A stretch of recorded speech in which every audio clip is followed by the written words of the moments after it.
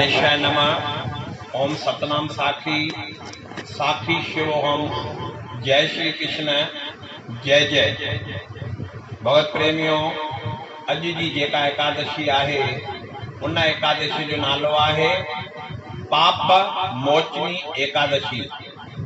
यह एकादशी फगुण महीने जे कृष्ण पक्ष में घणे बांगे तारीख़ 23 या 24 थींदी आहे। हिन एकादशी जी कथा हेठे रीत आहे, सब ध्यान सां ॿुधंदा। चित्रथ नाले हिकिड़ो वन हो जंहिंमें अप्सराऊं रहंदियूं हुयूं। उन वन में बसंत ऋतु जे वक़्त में जॾहिं सभु वण गुलनि फुलनि सां भरपूर हूंदा हुआ, तॾहिं ऋषि मुनि तपस्या कंदा हुआ।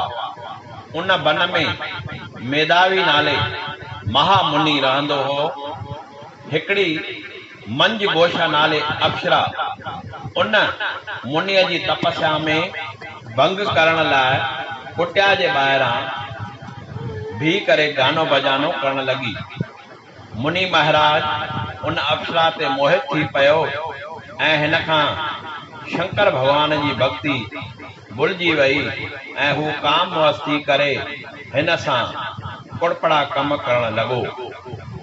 घणे वक़्त ताईं मेधावी मुनि हिन अप्सरा सां मजा माणींदो रहियो।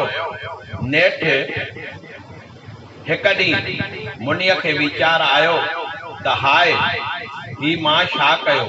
हिन चंडालण मुंहिंजी सॼी उमिरि जी तपस्या हिकु खन में नाश करे छॾी। सभई चओ जय श्री कृष्ण। जय श्री कृष्ण। मुनि क्रोध में भरिजी उन अप्सरा खे श्राप ॾिनो त तो मुंहिंजो तप नाश कयो आहे, तंहिं करे मरी वञी पछाचणी थी। पछाचणीअ चयो त हे महामुनि, तव्हांजो श्राप मिटजण जो न आहे, पर हाणे कृपा करे अहिड़ो को सवलो उपाय ॿुधायो जंहिंजे करण सां मां हिन जूण मां जल्द छुटां। मुनीअ खे याद अची वई ऐं हू चवण लॻो त जेकॾहिं तूं पाप मोचनी एकादशी जो विर्त रखंदीअ त तुंहिंजी पछाच जूण छुटी वेंदी। उन पछाचनीअ पोइ मुनीअ जे आज्ञा अनुसार पाप मोचनी एकादशी जो विर्त रखियो ऐं जंहिं विर्त जे प्रभाव सां हू वरी वञी अप्सरा थी।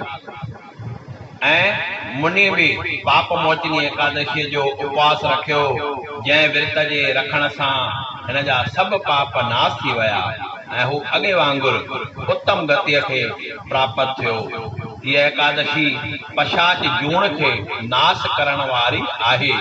जेको मंच हिन पाप मोचनी एकादशी जो विर्त रखे थो उन जा सभु पाप नाश थी वञनि था ऐं सतगति खे प्राप्त थिए थो। बोले एकादशी मैया की जय। बोलो 11 मैया की जय। ओम सतनाम साखी साखी शिवोहम। जय श्री कृष्ण। जय जय।